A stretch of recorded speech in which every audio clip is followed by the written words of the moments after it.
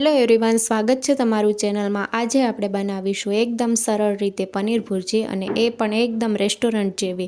તો સામગ્રી જોઈ લઈશું। 100 ગ્રામ પનીર લીધું છે, 2 મીડિયમ સાઇઝની ડુંગળીને ઝીણી કાપીને લીધી છે, સાથે ટમેટા, સ્વાદ પ્રમાણે મીઠું, હળદર પાવડર, વઘાર માટે જીરું, લીલા મરચાંની પેસ્ટ, આદુ અને લસણની પેસ્ટ, લાલ મરચું પાવડર, પનીર ભુરજી મસાલો અને 1 ચમચી ધાણા જીરું પાવડર। સાથે વઘાર માટે જરૂર પ્રમાણે તેલ લઈશું, 1 ચમચી કસૂરી મેથી અને કોથમીરના પાન। સામગ્રી બધી જ આવી ગઈ છે। હવે આપણે પનીરને ખમણી લઈશું।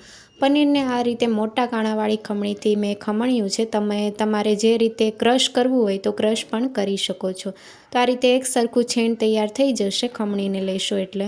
સ્ટીક પેનમાં 2 મોટી ચમચી તેલ ઉમેરશું, સાથે 1 ચમચી આખું જીરુંને આપણે સાતડી લઈશું। તો જીરું સરસ એવું કકડી ગયું છે। હવે આપણે ડુંગળી ઉમેરશું। 2 મીડિયમ સાઇઝની ડુંગળીને ચોપરમાં ચોપ કરીને લીધી છે। તમે ઝીણી કાપીને પણ લઈ શકો છો।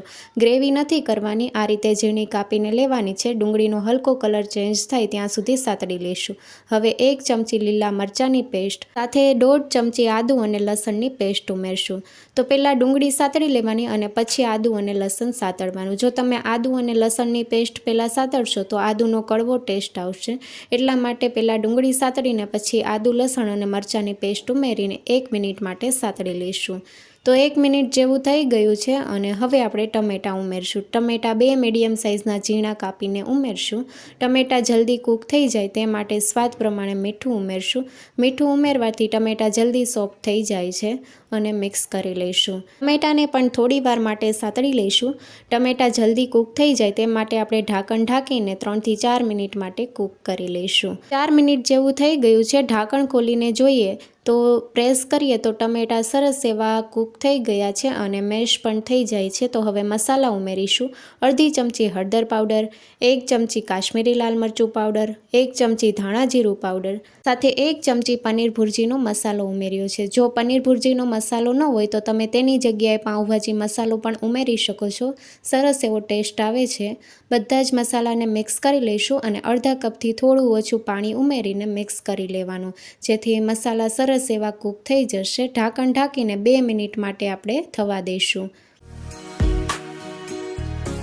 ઢાંકણ ખોલીને જોઈએ તો મસાલા સરસ એવા કૂક થઈ ગયા છે, અને આ રીતે બતાવું તો તેલ પણ છૂટું પડવા લાગ્યું છે। હવે આપણે પનીર ઉમેરવાનું છે। 100 ગ્રામ પનીર ઉમેરીશું અને મિક્સ કરી લઈશું। પનીરને આપણે મસાલામાં સારી રીતે મિક્સ કરી લઈશું અને 1 મિનિટ માટે આપણે થવા દઈશું।